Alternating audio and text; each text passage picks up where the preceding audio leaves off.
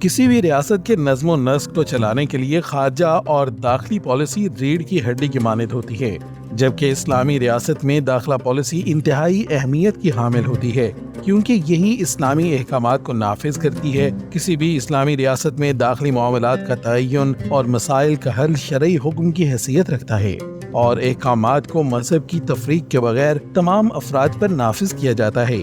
اسلامی ریاست میں قوانین کے نفاذ کے اعتبار سے اقلیت کا کوئی تصور نہیں۔ ہر شہری کے حقوق اور فرائض برابر ہوتے ہیں، کیونکہ اسلام لوگوں پر نافذ نظام کو مذہبی اور روحانی اعتبار کے بجائے قانونی نقطہ نظر سے دیکھتا ہے۔ چنانچہ اسلامی ریاست کے ہر شہری پر شرعی احکام کی پابندی لازم ہے۔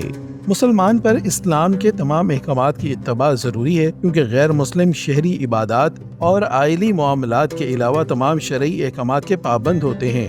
جن احکامات سے متعلق مسلمانوں کے فہم و اختلافات ہوں تو خلیفہ وقت مجتہدین کی جانب سے پیش کردہ آراء میں سے ایک رائے اختیار کرتا ہے، اور ہر شخص پر اس کی اطاعت لازم ہوتی ہے۔ البتہ خلیفہ زکوٰۃ، جہاد اور عیدین کے تعین کے علاوہ عبادات میں مخصوص آراء کو اختیار نہیں کر سکتا۔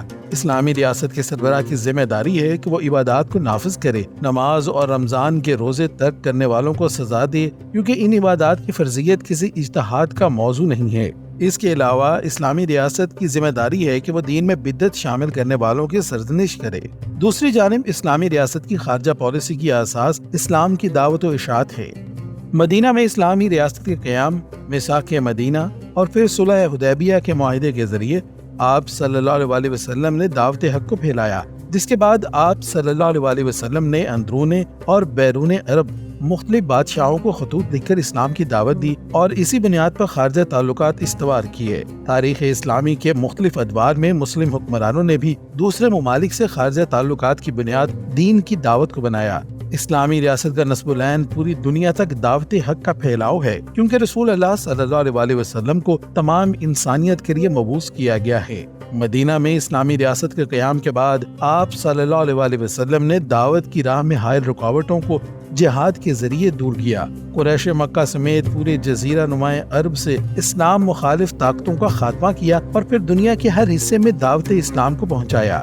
جہاد ہی وہ راستہ ہے جس کے ذریعے 3 بر اعظموں پر اسلام کی حکمرانی قائم ہوئی، اور کثیر تعداد میں لوگ مشرف با اسلام ہوئے۔ شریعت نے جہاد سے قبل کفار کو دعوت دینے کا حکم دیا ہے۔ اگر وہ قبول کر لیں تو جزیہ دے کر ان کی جان بخشی ہو جاتی ہے، اور ان کا علاقہ دارالاسلام بن جاتا ہے، جبکہ انکار کی صورت میں ان کے خلاف قتال کا حکم ہے۔